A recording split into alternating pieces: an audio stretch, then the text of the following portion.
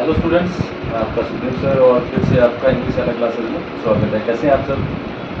अच्छे होंगे, मैं भी ठीक हूँ और इंग्लिश भी ठीक ही चल रही होगी। चलो बिल्कुल, आज फिर अपने सेंटेंस का ही बात कर रहे हैं। सर पिछले वीडियोस में मैंने पढ़ा था सब्जेक्ट के बारे में, अब पढ़ेंगे हेल्पिंग वर्ब के बारे में। तो आप एक तो डेफिनेशन पे ज़्यादा ध्यान नहीं दें और नए ही जो रूल्स होते हैं उन पर ध्यान दें। इसके जो लॉजिक को समझना है, इसका कनेक्शन समझना है, इसका कनेक्शन है क्या। तो हेल्पिंग वर्ब की बात करें, हिंदी में सहायक क्रिया, ये क्या बताती है? Time of action. एक्शन का मीन कोई भी काम, किसी भी काम का होने का जो टाइम है उसके बारे में ये बताती है। और अगर अपने टाइम की बात करें तो there are 3 types of time. First one is present, दूसरा पास्ट और तीसरा फ्यूचर। टाइम होते हैं, ये टेंस नहीं होते हैं, टाइम होते हैं। 3 प्रकार के टाइम की बात करें तो इसमें जो हेल्पिंग वर्ब्स होती हैं वो भी सिंगुलर या प्लूरल दोनों टाइप की होती हैं। मैंने यहाँ पे लिखी है कुछ सिंगुलर हेल्पिंग वर्ब्स और प्लूरल हेल्पिंग वर्ब्स। तो सिंगुलर में जैसे डू डज में से डज हो गया, इज एम आर में से हो गया, हैज एम में से हैज हो गया, ये प्रेजेंट की है ना। इधर सिंगुलर लिखा है मैंने, इधर प्लूरल। डू डज में से डू प्लूरल हो गया, इज एम आर में से आर हो गया, हैज एम में से हैव हो गया। इसी तरह से पास्ट की डिड सिंगुलर और प्लूरल दोनों के साथ आती है। वॉज वर्ब जो है वो सिंगुलर के साथ और प्लूरल के साथ, डिड दोनों के साथ आती है और हैड दोनों के साथ आती है। सॉरी, ये डिड 2 बार हो गया, चलो कोई बात नहीं, ध्यान रखना इसका।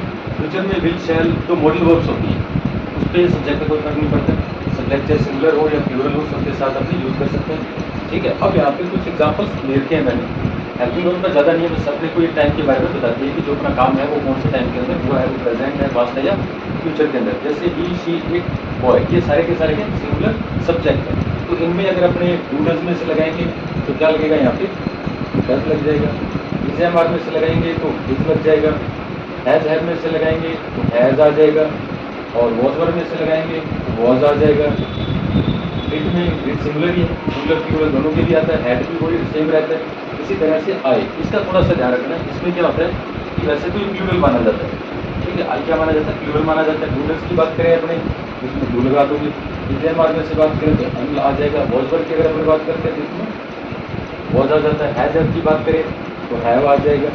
ऐसा नहीं है कि आई के साथ वॉज आता है, वर्ब नहीं आता, वर्ब भी आता है, लेकिन उसके लिए अलग से कंडीशनल स्टेटमेंट होती है। वो अपने नेक्स्ट वीडियो में जब टॉपिक आएगा तो थोड़ा एक्सप्लेन कर देंगे।